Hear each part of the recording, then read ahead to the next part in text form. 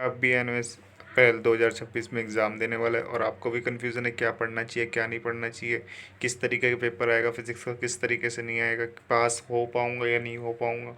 तो ये क्वेश्चन आपके लिए बहुत इम्पोर्टेंट है। ठीक है, आपको इसका स्क्रीनशॉट लेना तो आप पहले ही ले लो और वीडियो को क्लोज करके आप जा सकते हो। अगर इन क्वेश्चन को समझना है तो आप इस वीडियो को लास्ट तक ज़रूर देखिए। ठीक है, तो हम स्टार्ट करते हैं शुरू से।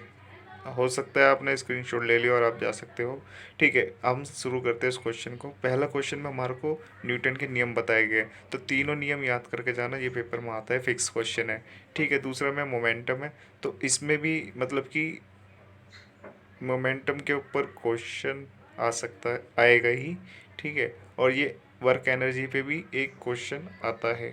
ठीक है, जो कंफर्म है और आपको दिया गया है पेपर में पहले भी। ठीक है, और फोर्थ क्वेश्चन जो है हमारा, ये दो तरीके का हमारा फोर्स है। ठीक है, जो कि एक मतलब कि संरक्षित रहता है और दूसरा असंरक्षित। ठीक है, तो ये हमारा दो तरीके का फोर्स है, इसमें हमारे को डिफरेंस बताना है। ठीक है, तो ये एक तो देखो आप, जैसे कि ऊपर से गुरुत्वाकर्षण बल, ठीक है, जिसको हम ग्रेविटी फोर्स कह सकते हैं। ठीक है, और इसके बाद आता है कॉलिजन। कॉलिजन में आपका ना बताना, मतलब दो टक्कर के बारे में बताना होता है।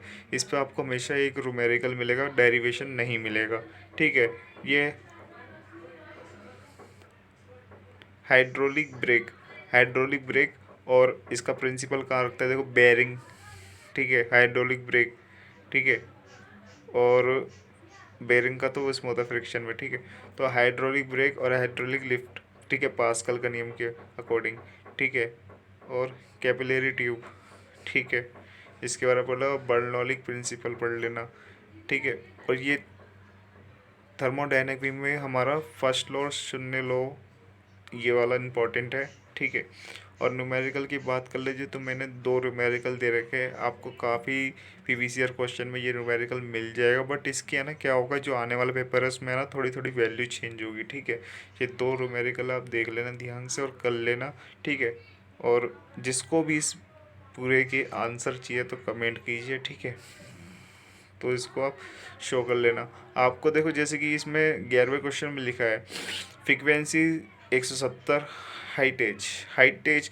आपको फ्रीक्वेंसी पता चल रहा है, आपको फ्रीक्वेंसी हटा दे, स्किप कर दे ये वर्ड, तो 170 हाइट एज बोल दे, तो आपको पता चल जाएगा कि अगर फ्रीक्वेंसी ना लिखा हो तो ये हमारे को पता चल जाएगा फ्रीक्वेंसी है, क्योंकि इसका यूनिट लिखा हो ना, यूनिट से हमारे को एग्जाम में पता लगाना है किस तरीके से कि क्या क्या है। ठीक है, जैसे कि एम एस लिखा है, एम एस के आगे लिख रखा है वेलोसिटी, अगर वेलोसिटी ना लिखा हो एम एस लिख दे खाली, from if they M wave is 34 M S ऐसे लिख दे, या 340 एम एस लिख दे, तो एम एस का मतलब क्या होता है, वेलोसिटी होता है। आपको यूनिट से पहचानना पड़ेगा, आपको फिजिक्स में डायरेक्टली नहीं लिखा होगा ये वेलोसिटी है, आपको आपको यूनिट से पहचानना होगा। ठीक है, क्वेश्चन में तो आपको बीट्स और इसके बारे में बताया गया होगा।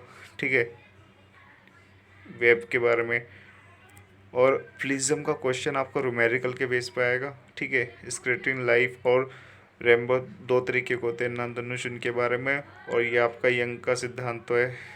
ठीक है, और बूस्टर लॉ और हाइगेन के सिद्धांत, ये आप कर लोगे इजीली, आप पास हो जाओगे, गारंटी है। और जिसको भी स्क्रीनशॉट लेना है, स्क्रीनशॉट लेके वीडियो स्किप कर दे।